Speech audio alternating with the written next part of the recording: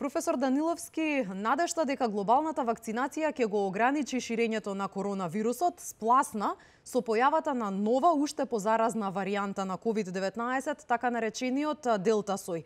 Последните податоци укажуваат дека тој е многу полесно пренослив, но дали оваа мутација е и поопасна од претходните?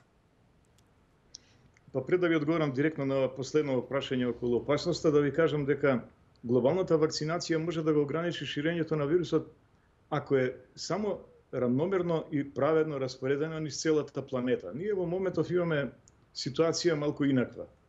Европа, да речеме, има опфат со целосна вакцинација од 38%.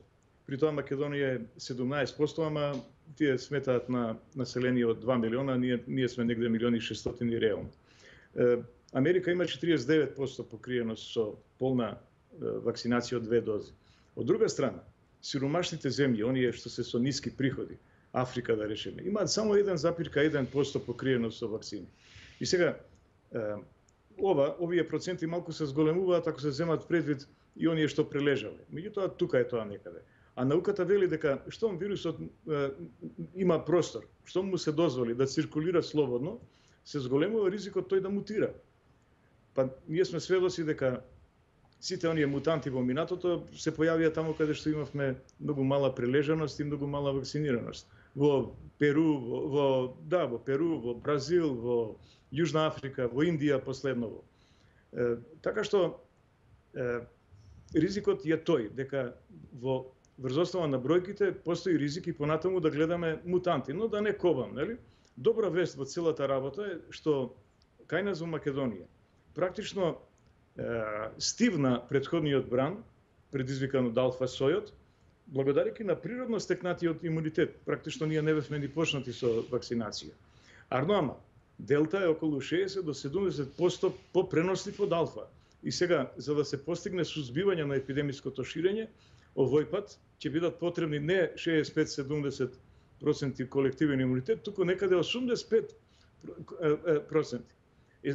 Заради тоа, сега ние треба да брзаме до есен, да се обидеме да го достигнеме тоа ниво. Инаку, околу прашањето дали е Делта поопасен од алфа, па сега, еве вака, ќе тргнам од овој момент. Се знае дека вирусот достигнува 1000 пати поголема концентрација на вирусни честички, велиме вирусно оптоварување, во дишните патишта, во споредба со алфа. Ако е тоа така, а научивме веќе дека тежината на симптомите е пропорционална на концентрацијата на вирусот во клетките, тогаш блиско до памет е дека можеме да претпоставиме дека Делта е всушност поопасен од алфа. И она што досега ние го перцепиравме од Британија и од други земји, погрешно се беше стекнал впечаток дека Делта е помалку опасен, зашто се заразуваа претежно млади луѓе, кои и онака ковид го поминуваат со лесни симптоми. Тука има еден друг момент. Се измести тежиштето на симптомите кон главоболка, болка во грлото, течење на носот и секако овде онде висока температура, додека она што беше карактеристично за алфа, кашлицата, губење на мирис, тешко дишење и така натаму, тоа некако отиде во втор план. Има еден друг момент што може да оди во прилог околу донесување заклучок дали е поопасен. Има извештај од Шкотска, например, дека Делта е поврзан со посериозни симптоми кои што вклучуваат оштетување на слухот, потоа оштетување на гастроинтестиналниот систем, згрчување на крвта, сето тоа може да доведе до некроза, до гангрена на ткиво, што е вака малце катастрофично да се елаборира. Инаку во текст истражувања кои што одат во насока да се утврди колку повеќе придонесува Делта кон хоспитализација. И една студија покажува во Шкотска дека хоспитализацијата е двојно почеста кај невакцинирани лица со Делта, отколку невакцинирани со алфа.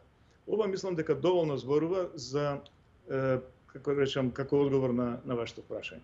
Така, професоре, надлежните кај нас зборуваат за нов можен бран од есен, но бројките и сега покажуваат дека ние имаме зголемен број на новозаразени, веќе имаме и над 10 потврдени со Делта сојот, тоа се податоци од пред 2 недели, од последниве 7 дена ги немаме, па може би овој број е веќе и поголем.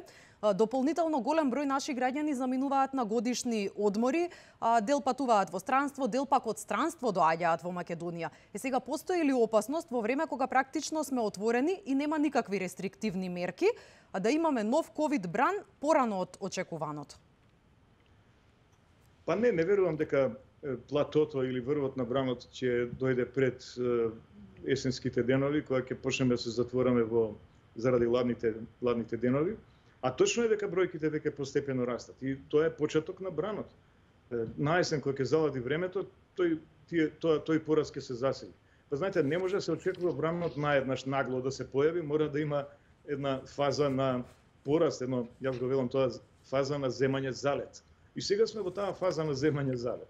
И се повеќе ќе растат бројките, меѓутоа се уште, знаете, од епидемиолошка гледна точка ризиците се минорни, се уште нема распространување на вирусот во заедницата, во околината, се уште се тоа локализирани фокуси, кластери кои што локално имаат влијание, но генерално на територија на цела држава се уште немаме епидемиолошки високи ризици. Зошто е тоа така? Затоа што имаме веќе воспоставена една бариера, да ја наречам така, каква таква. Зашто огромен број граѓани ја прележаа болеста, на нив веќе се надоврзуваат се поголем број вакцинирани, така што до ладните денови мислам дека тој број на имуни лица ќе се зголеми уште повеќе и епидемиолошката логика вели дека вирусот од друга страна ќе се шири таму каде што ќе најде слободен простор. Тој широк простор тој ќе го најде каде? Меѓу невакцинираните. Тоа се помладите, тоа се оние кои што упорно одбиваат да се вакцинираат и оние кои што се вакцинирани само со една доза. Сега, секако ќе се заразат и мал дел од оние вакцинирани со 2 дози, зашто ние на вакцина не штити 100%, ама тоа ќе биде минорен удел во вкупниот број заразени и конечно тие со 2 дози дефинитивно ќе поминат лесно во 99% од случаите.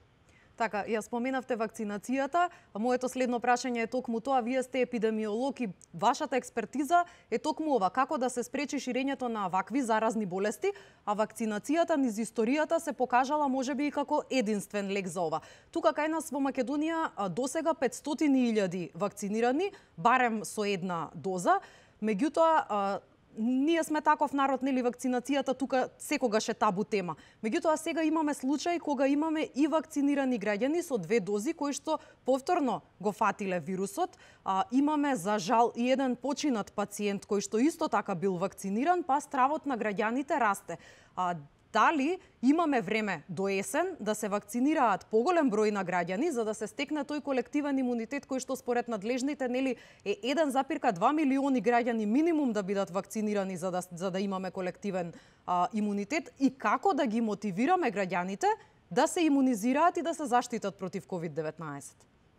Морам да ве коригирам, значи оние што се заразиле, тоа се анализите наши покажуваат од 330.000 вакцинирани граѓани, 96 души се заразили, значи вакцинирани со 2 дози, и тоа е некаде 0,02%, што е навистина мал процент.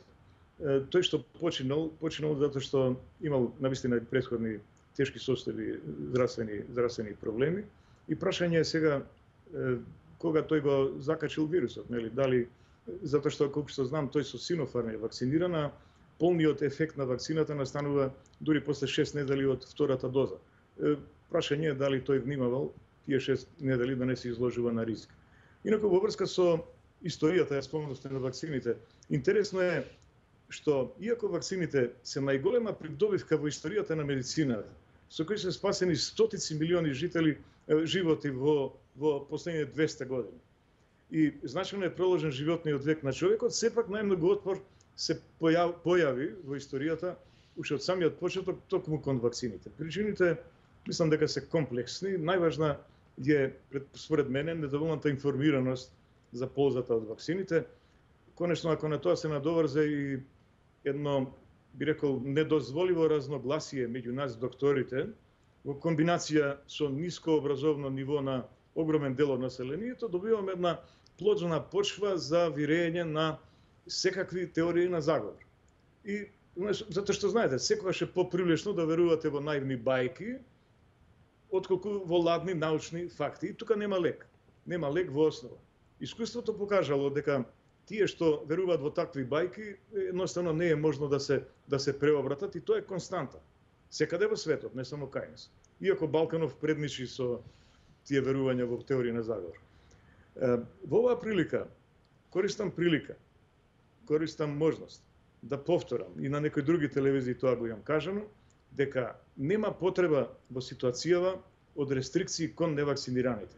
Зошто? Зашто само дополнително ќе се предизвика револт и отпор, а ефектот ми се чини нема да биде значен. А зошто пак е тоа така? Зашто всушност невакцинираните се под ризик да поминат лошо, а невакцинираните.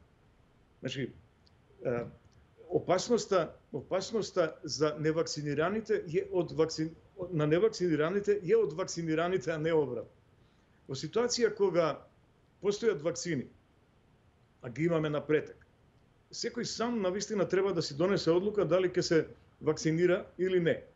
И да си ги сноси последиците од таа одлука. Се разбира, мерки секако би биле потребни, ако почне да се заканува преоптеретување на болничките капацитети, ако се компрометира функционирањето на здравствениот систем, ако се компрометираат другите тековни здравствени услуги и така натаму. Мислам дека до тоа нема да дојде. Секако ова е само мое мислење и конечен збор го има Комисијата за заразни болести. Но уште ова ќе кажам, ако тераме со динамика како сега, во просек 15-16 000 дози дневно, мислам дека за месец дена можеме да очекуваме уште дополнителни 400.000 вакцинирани, ако се јават, и на овие досега што ги имаме, и плюс на она што го имаме како природно стекнат имунитет, мислам дека навистина со малку упорност и среќа, некаде на есен до крај на септември, би можеле да очекуваме некој колективен имунитет од близу 85%, а тоа е гаранција дека епидемиско ширење практично и нема да има. Но да сме живи и здрави, па да видиме како ќе биде. Така. Ви благодарам, професоре, на овој разговор. И јас вам.